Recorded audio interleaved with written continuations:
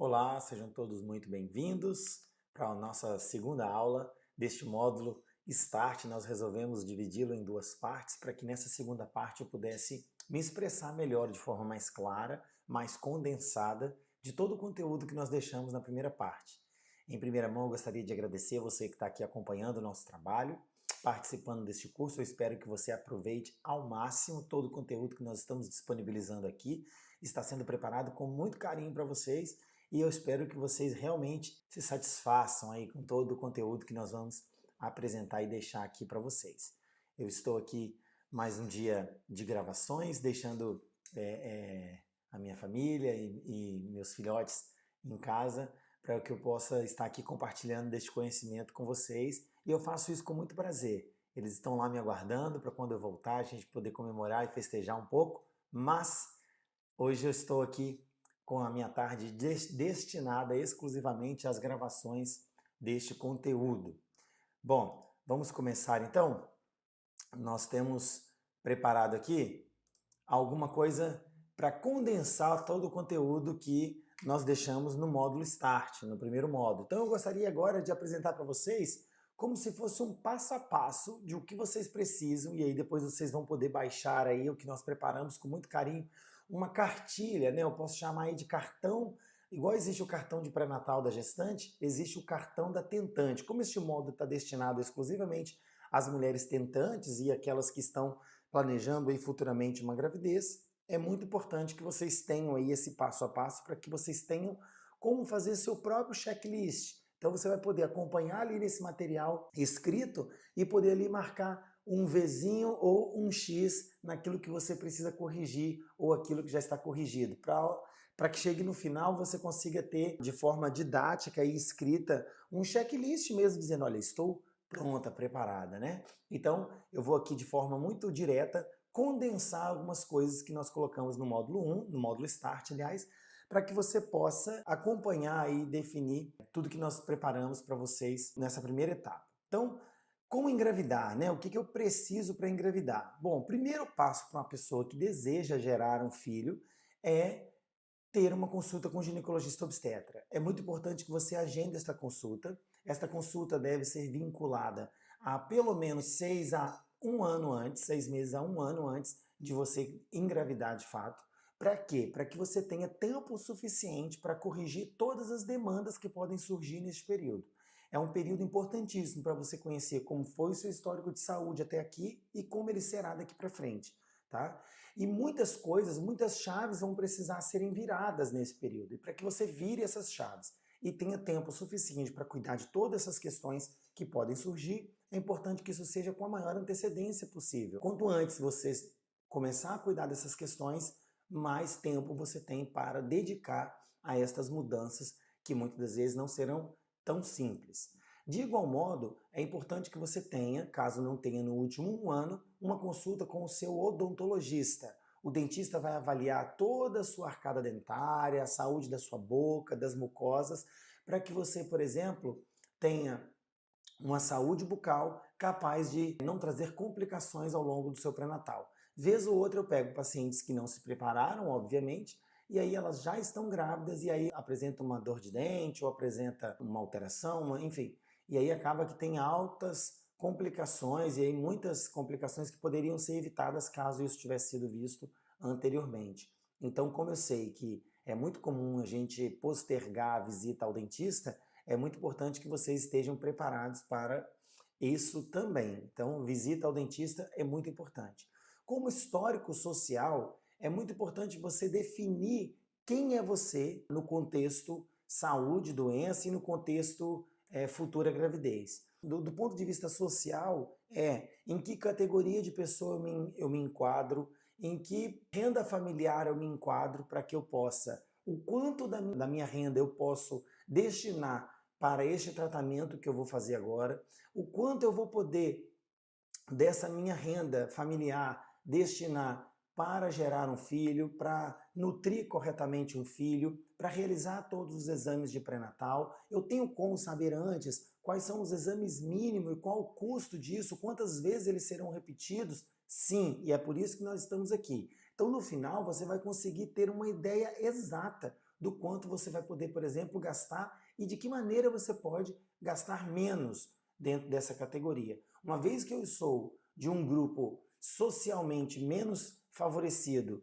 e eu não vou poder destinar tanto dinheiro e tanta verba, onde eu posso excluir esse gasto? Por exemplo, se eu estou vendo ali que eu tenho 3, 4, 5 exames de ultrassom para realizar, quais desses eu posso adquirir no SUS, caso eu esteja, por exemplo, sendo assistida por um pré-natal lá na minha unidade básica de saúde? Será que os meus exames de sangue, eles não podem ser transcritos lá na unidade básica de saúde e eu conseguir, por exemplo, fazer os meus exames lá pela minha unidade básica e não ter esse custo? Isso também pode ser avaliado. Ou então não, eu tenho plano de saúde, então meu plano de saúde pode cobrir. Ou então não, eu não tenho plano de saúde, mas eu também não dependo da unidade básica de saúde, eu vou custear esse custo. Então, ter essa ideia do contexto social, econômico em que você está inserido é extremamente importante. Daí, o histórico das doenças que você traz pregressamente, ou seja, ao longo da sua vida, vai determinar exatamente quais são os maiores ou menores complicadores para esse período. Então, se eu sei que eu sou uma paciente hipertensa crônica, por exemplo,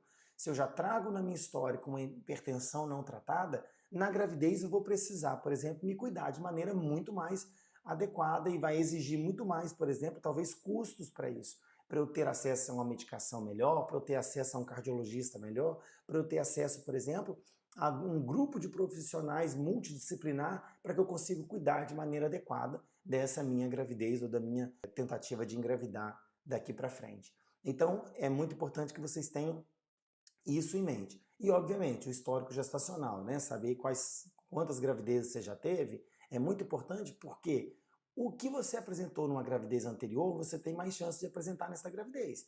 Então, se uma mulher chega nesse contexto de desejar uma gravidez, planejando uma gravidez, e ela já tem 2 filhos anteriores, e esses 2 filhos, o que teve de manifestação de doenças nesta gravidez, como foi o nascimento desses bebês, tudo isso pode impactar diretamente na saúde desta futura gravidez, então isso é extremamente importante. Dentro do planejamento estratégico, ou seja, quais são os problemas de saúde que eu identifiquei nesse checklist? Desses problemas de saúde que eu identifiquei, quais tratamentos eu vou estar inserido? Qual o tratamento para cada um desses problemas que eu identifiquei? Se é só uma desnutrição, se é só um distúrbio de algumas vitaminas, se é só um distúrbio do ferro, se eu tenho uma lesão, por exemplo,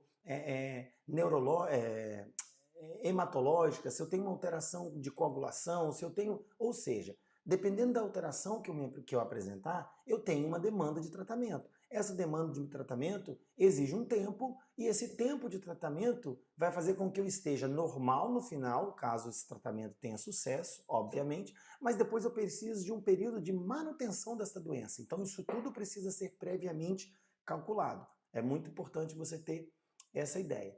No exame físico que você vai ser submetida nesta consulta pré-concepcional, é muito importante a gente destinar atenção para todos os órgãos, sistemas do nosso corpo. Quais são os órgãos e sistemas mais importantes? É impossível a gente determinar isso. É muito comum numa consulta o médico ficar atento somente à pressão arterial, mas ele se esquece de avaliar os pulmões, ele se esquece de avaliar todo o biotipo da mulher, ele se esquece de avaliar o intestino, como é o funcionamento do intestino, como é o sono, como está a parte neurológica, o raciocínio. Então, tudo isso pode influenciar direta ou indiretamente no sucesso desta gravidez futura. Então, é muito importante eu ter isso em mente. As mucosas, eu dou uma importância enorme para a avaliação, porque muitos pacientes podem apresentar mucosites ou inflamações ou aftas de repetição, doenças bucais que possam, por exemplo, impedir a absorção de alguns alimentos, participar, por exemplo, direto ou indiretamente da má absorção de algumas vitaminas, tá? Então é muito importante a gente ter isso em mente.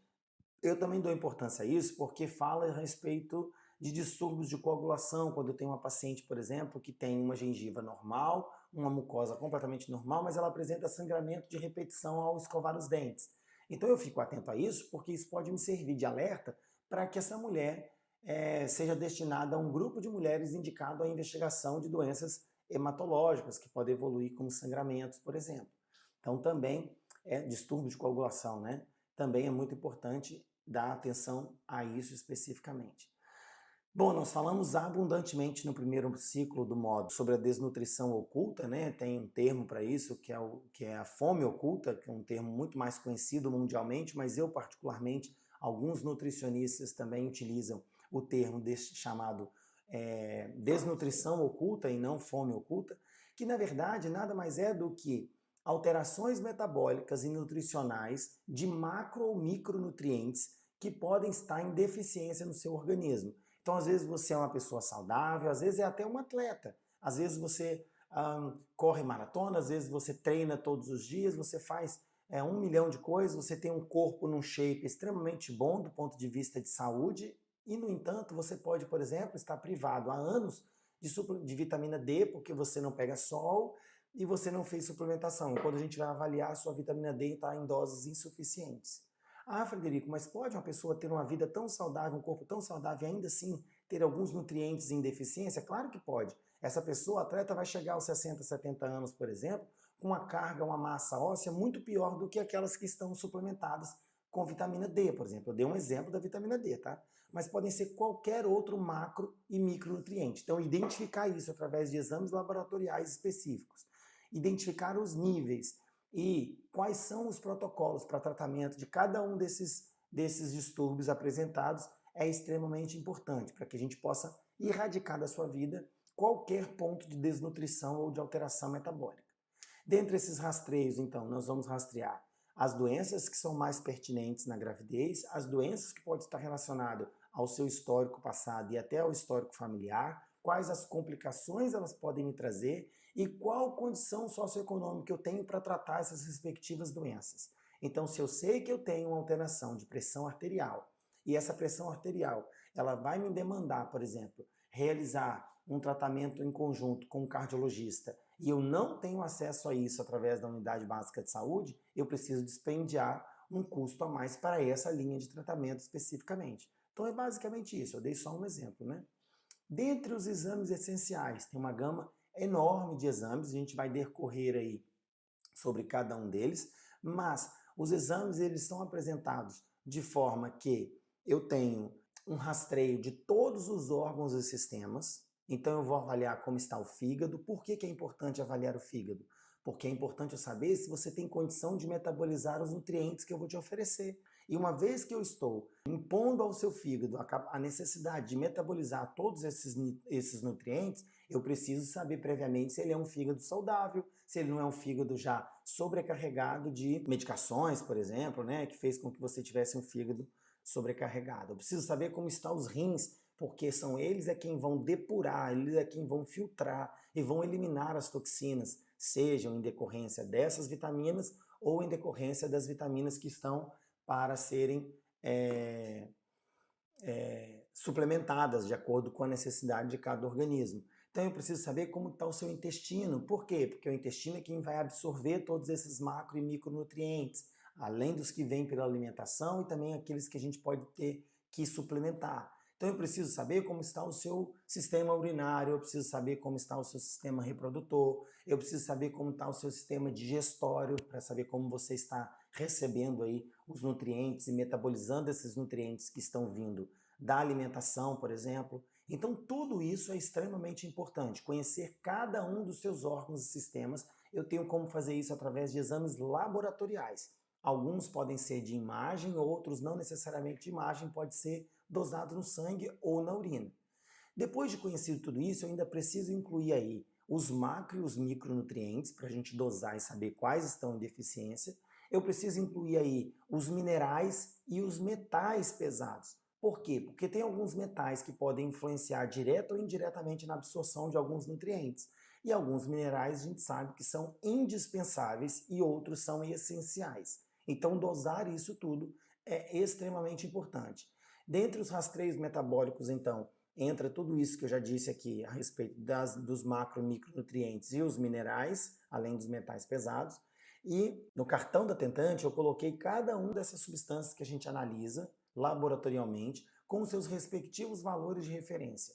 Então vocês podem, quando receberem, quando baixarem este arquivo em PDF, caso queiram imprimir, vocês vão ter lá todos os valores de referência para que vocês possam ter acesso a esta informação. Dali vocês vão conseguir checar Se eu tenho ali uma avaliação e o médico olhou e falou que está tudo normal por causa do que foi colocado ali como valor de referência do laboratório, ou realmente está normal de acordo com o manual de nutrologia, ou o manual de nutrição, ou aquilo que a gente sabe que é melhor estar em níveis mais elevados. Por exemplo, a vitamina D é uma delas, em que o laboratório ele reconhece o valor destinado pela, no caso, a Anvisa, ou se for o órgão americano, o ARDA, que é o órgão americano, enfim, dependendo de qual órgão determinar os valores de referência para cada micro macronutriente, eu tenho ali aquele valor que é um valor considerado aceitável para todo mundo, para todo tipo de população. Mas de um modo mais individual, eu posso querer níveis mais altos se eu estou diante de uma situação em que vai me demandar uma perda maior daquela substância. Então vou dar um exemplo claro disso. Se eu sei que a gravidez ela vai me demandar muito da carga de ferro e da formação de novos componentes do sangue, porque vai criar um ser novo do zero, então como eu sei que isso vai me levar a um quadro de anemia, eu posso previamente deixar os meus níveis de hemoglobina e de ferro muito mais altos do que o valor de referência. Para quê? Para que quando eu entrar na gravidez eu tenha estoque suficiente e não tenha que suplementar tanto ao longo da gravidez. Por quê? Porque a suplementação de ferro na gravidez é ruim, porque a absorção é ruim, porque traz constipação intestinal, porque senão eu vou ter que ir para a via venosa, que tem um custo um pouco mais elevado. Então eu posso, previamente, já sabendo disso, deixar os meus níveis de ferro muito mais altos. Assim como de vitamina B, de vitamina B9, vitaminas do complexo B, tipo a B12, B9, a B6. Então todas essas são vitaminas macro e micronutrientes que a gente sabe que a demanda numa gestação é muito alta. Então eu posso querer em níveis mais altos do que o que vem apresentado pelo laboratório, por exemplo, né? Enfim. Dentre os rastreios de imagem, tem dois que eu gostaria de chamar a atenção para vocês. O primeiro é a ultrassonografia endovaginal, que não obrigatoriamente você precisa fazer, mas é importante a gente saber se essa mulher tem um ciclo correto de ovulação, né, do seu corpo. Então, qual o melhor momento para se realizar um ultrassom endovaginal? Na segunda fase do ciclo, onde eu vou avaliar a característica do meu colo do útero, eu vou avaliar qual a característica desse endométrio, se ele está um endométrio que cresceu adequadamente, se ele tem total capacidade de gerar um bebê, de nutrir um ovo que acabou de ser fecundado. Isso eu avalio através da espessura do endométrio, da característica desse endométrio. Endométrio, para quem não sabe, é a camada interna do útero que vai se proliferar, vai crescer todo mês. Caso você não engravide, ele vai descamar e sair em forma de menstruação. Caso você engravide, é ele quem vai nutrir o ovo fecundado nos primeiros dias de vida até ele se implantar na parede do útero. Então é extremamente importante você ter um endométrio saudável. E o melhor momento para avaliar é na segunda fase do ciclo, ou seja, depois que você ovular. Como que eu calculo isso? Para uma pessoa que tem aí um ciclo de aproximadamente 28 dias, que é a maioria das mulheres, ela vai calcular o primeiro dia da menstruação e daí por diante a gente consegue avaliar qual as alterações que esse corpo vai apresentando e aí você consegue ver isso através da medida da temperatura do corpo, através da medida dos sinais de ovulação, como a avaliação do muco cervical, por exemplo. Então, avaliando tudo isso, eu consigo identificar o meu dia de ovulação, que normalmente é em torno do 14º dia para uma paciente que tem um ciclo de 28. Identificou isso? Eu conto mais 3 a 5 dias e é o melhor período para eu realizar o meu ultrassom da segunda fase do ciclo, ou seja, é pós-ovulação, ok? E aí eu vou ter essas características.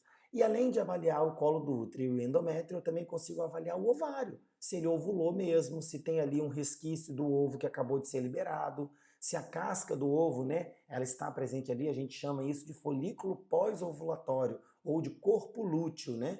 Que é o que se forma depois da ovulação. Então, uma vez que eu formo um corpo lúteo, eu consigo saber que essa mulher ovulou. Então, eu sei que ela tem um ciclo ovulatório. E isso é muito importante, porque às vezes ela fica meses tentando engravidar e não engravida porque às vezes ela tem ciclos com falhas, ela não ovula. E isso é importante saber. Para ter certeza, maior acurácia de certeza a respeito da ovulação, existe um exame chamado ultrassonografia seriada, que também é um ultrassom endovaginal. Porém, esse ultrassom endovaginal, ele avalia várias partes do ciclo da mulher. Primeira fase, eu conto os folículos, quantos folículos tem em cada ovário, qual é a carga ovulatória desta mulher, quantos folículos tem no ovário direito, quantos tem no ovário esquerdo, se são muitos, se são poucos, se estão em quantidades normais, se eles têm tamanho e características normais.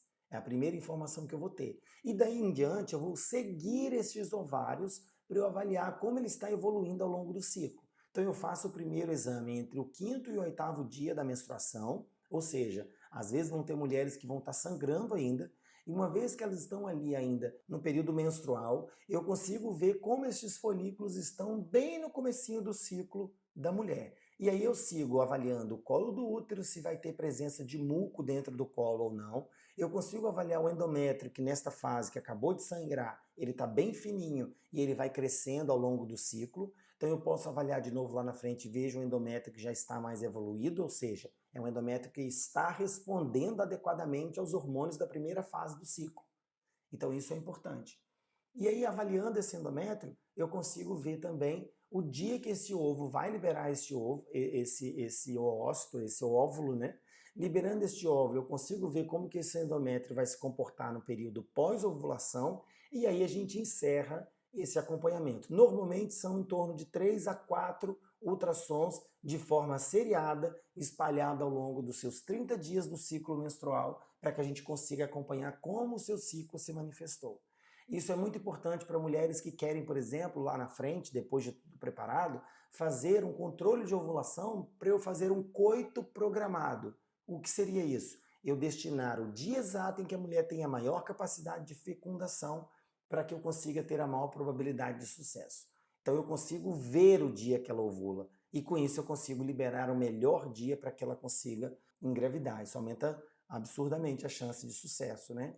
Óbvio. Bom, então, quais são os primeiros passos para que essa mulher tenha uma vida completamente saudável e apta para gerar um bebê de forma saudável, num ambiente saudável, num útero saudável? O que eu preciso fazer, Frederico? Seguir esses passo a passo. Primeiro, corrigir o meu estilo de vida. O estilo de vida é extremamente importante, porque aquilo que eu faço determina quem eu sou. Aquilo que eu como determina quem eu sou.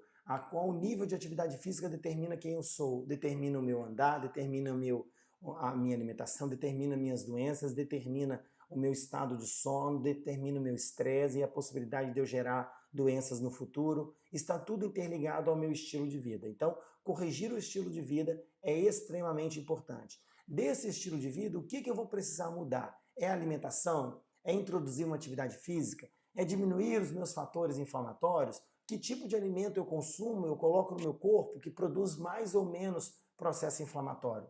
Eu estava aí numa vida, vou dar um exemplo básico, eu estava numa vida toda regrada, certinha, fazendo uma dieta já há bastante tempo. Quando eu fui dosar os meus sinais inflamatórios no corpo, eles estavam altíssimos e eu fiquei em choque. Quando eu fui ver, eu tinha uma alimentação saudável, mas eu tinha um consumo grande de alimentos processados, de alimentos que são muito processados. Então eu estava aí numa dieta low carb da vida, então eu comia muito, eu gosto muito de carne, né, de proteína vermelha, então eu comia muito salaminho, muito embutidos, muito dessas porcariadas todas. E por ser proteína, eu achei que eu estava abafando, né? E esqueci que, na verdade, eles têm muito condimentos, muito agentes químicos, conservantes, então isso é muito importante. Vocês destinarem atenção para isso, para situações que são inflamatórias. Então aprenda a ler os rótulos, aprenda a entender quais são os componentes daquele alimento que você está ingerindo. Dê mais atenção aos alimentos que são naturais, aos alimentos que são menos industrializados, que não contenham embalagens, que são vendidos na feira, por exemplo. Por quê? Porque aí você consegue comer um alimento, ingerir alimentos que são menos tóxicos, menos inflamatórios. Ok? Então isso é muito importante. Introduzir uma atividade física, eu já falei, para os pacientes que estão em sobrepeso ou obesas, perder peso é muito importante. Quando eu digo perder peso, não é ficar magrinha para desfilar na passarela, é perder muitas das vezes 10%, às vezes 15% do seu peso. Eu já consigo reduzir mais de 50% a chance de você desenvolver algumas doenças. Então é muito importante você destinar atenção a isso. Então a gente não quer que todas as gestantes sejam magrinhas, a gente quer que todas as gestantes sejam saudáveis. E o saudável significa ser magro? Não, tem muito magro que não é saudável. Então eu preciso que vocês sejam saudáveis. Mas a grande maioria dos obesos e das mulheres que estão em sobrepeso, elas têm um comportamento alimentar e de saúde e de sedentarismo muito grande, muito presente na vida. Então isso é muito importante ter atenção, ok? Então o emagrecer serve para ter esse despertar. As toxinas e os metais pesados, como eu disse no meu exemplo agora, eliminar o máximo de toxinas possível, seja de fonte alimentar, ou seja dos componentes que eu estou usando. Eu utilizo muito plástico, eu aqueço a minha comida em uma unidade de plástico. Será que isso não pode ser substituído para vidro, por exemplo, para eu ter não só um impacto na minha vida, mas na ecologia, no planeta, no sistema como um todo? Então, será que eu não posso diminuir? Eu estou na fila do, é, sei lá, estou na recepção de uma loja esperando para ser atendido, estou com muita sede, no bebedouro só tem copo descartável de plástico, então eu não vou tomar. Não estou falando disso. Eu não estou falando desses extras, mas será que eu não posso substituir no meu trabalho, por exemplo, que eu vou lá, porque é mais fácil, eu vou lá e pego o meu copo descartável? Será que eu não posso ter a minha própria caneca de porcelana, de vidro personalizada, linda? Será que eu não posso ganhar? Será que eu não posso dar para o meu marido para que ele tenha menos agentes inflamatórios, para que ele possa consumir o alimento em um ambiente mais saudável, em um recipiente mais saudável? Será que na minha casa eu não posso, substituindo aos poucos, as Tupperwares da vida, por exemplo, mesmo que sejam PBA free? Você tem que lembrar que ser PBA free não significa que não é free de tudo. Às vezes ela está livre do PBA, mas ela está cheia de várias outras toxinas. E a gente dá atenção só ao PBA, né? Enfim, então será que eu não posso aos poucos ir migrando? Não estou falando para você chegar em casa agora e destruir todas as panelas e vasilhas de plástico e comprar tudo de porcelana, de cerâmica e de vidro. Não estou dizendo isso. Mas aos poucos, a jarra de água da geladeira de plástico já está feia, está suja, está na hora de trocar. Ao invés de trocar por outra de plástico, será que eu não posso trocar por uma de vidro, por exemplo? Os copos que são dos filhos das crianças e até os meus que eu utilizo de acrílico, de plástico, será que eu não posso aproveitar que eles estão feios, quebrados ou então precisando trocar e trocar pelos de vidro? Então é essa consciência que eu preciso que vocês tenham, entende? Então, no meu caso, por exemplo, será que ao invés de consumir esses salaminhos, essas porcarias, eu não posso dar, sei lá, ter um pouco mais de trabalho, talvez, do que a facilidade de pegar ali os salaminhos que já são fatiados e comer? Eu não posso ter um outro alimento que sejam menos conservantes, menos embutido, menos sódio, menos sal e inflamar menos o meu organismo? Então é essa consciência que precisa ter. Livrar de toxinas significa livrar do máximo possível, sem neurose, sem psicose, mas que tem muita coisa que a gente pode abrir mão, e isso a gente sabe que tem.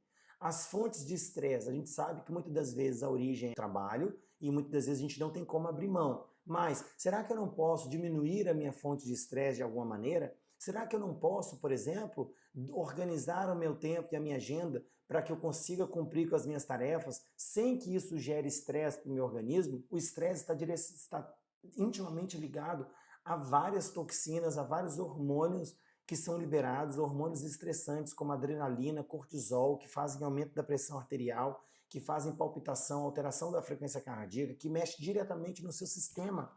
Então, será que eu não posso avaliar no meu cotidiano o que eu posso mudar de estresse para que eu tenha uma vida mais saudável do ponto de vista bioquímico, lá dentro, aquilo que eu não estou vendo? Então, provavelmente há. E além de diminuir as suas fontes de estresse, será que eu não tenho nenhuma fonte anti-estresse que eu possa adicionar na minha rotina? Um período de oração, por exemplo, destinar um tempo da minha vida para oração, para uma atividade relaxante, incluir na minha semana uma atividade que seja prazerosa. Para quem gosta de pescar, pescar. Para quem gosta de ler, ler. Um momento que é seu, um momento de passear, sair, de dar uma volta, enfim, é muito importante. Ao invés de eu fazer minha atividade física na academia ali, preso, correndo na esteira, será que eu não posso ir para o calçadão, para a praia, para ver o ambiente aberto, para ver pessoas? Será que isso não influencia diretamente na minha fonte de estresse? Claro que sim.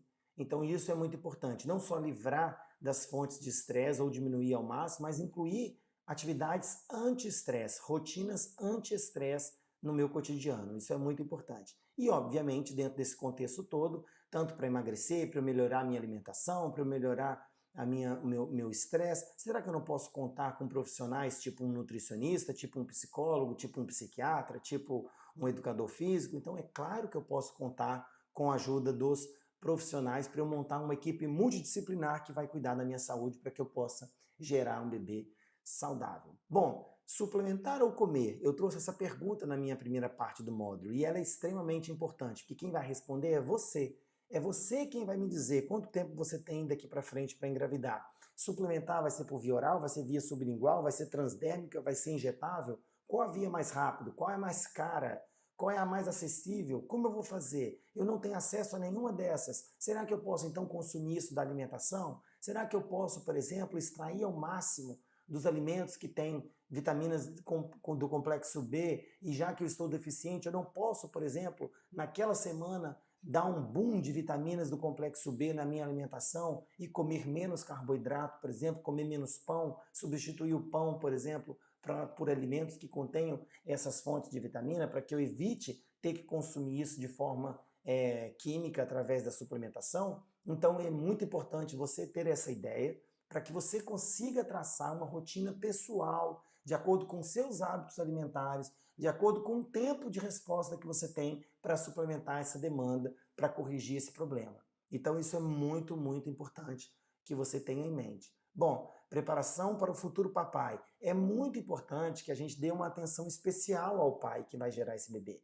Esse espermatozoide precisa ter uma característica física adequada, precisa ter uma formação anatômica adequada, ele precisa ter uma cauda adequada para que ele consiga nadar corretamente até o óvulo. Eu preciso nutrir corretamente, porque 50% da informação genética desse futuro bebê vem do pai. Então eu preciso dar atenção a esse pai. Será que ele também não pode ser submetido a essa mesma investigação para que eu consiga identificar se não há nele nenhum distúrbio nutricional e metabólico para que eu consiga corrigir a tempo? Claro que há. Então é muito importante que nesta consulta pré-concepcional o seu marido também esteja junto, que este homem esteja junto, que este parceiro esteja junto, para que ele também consiga ser suplementado adequadamente naquilo que houver necessidade. Então, para vocês que acompanharam até aqui o módulo, eu considero que agora você está pronta e totalmente apta para gerar um bebê. Então você vai baixar essa cartilha que nós demos o nome de cartão da tentante, e aí nesse cartão você vai conseguir avaliar todos os itens e fazer o seu checklist e conseguir destinar aí um futuro brilhante e saudável para gerar um bebê num melhor ambiente que o seu corpo pudesse ter em toda a sua vida. Vai ser agora, depois de todo esse conhecimento. Correto? Ó, eu espero vocês na próxima aula. A próxima aula está incrível. Nós vamos falar diretamente, entrar agora de cabeça no nosso pré-natal mesmo, um assunto que eu adoro. Então não perca de jeito nenhum a nossa terceira aula. Eu deixo aqui o meu muitíssimo obrigado para vocês que estão aqui nos acompanhando, que vocês tenham um excelente dia ou noite, eu não sei qual horário vocês estão assistindo essa aula, que vocês aproveitem ao máximo e espero poder contribuir ainda muito mais com o restante do curso. Tchau, tchau, até mais!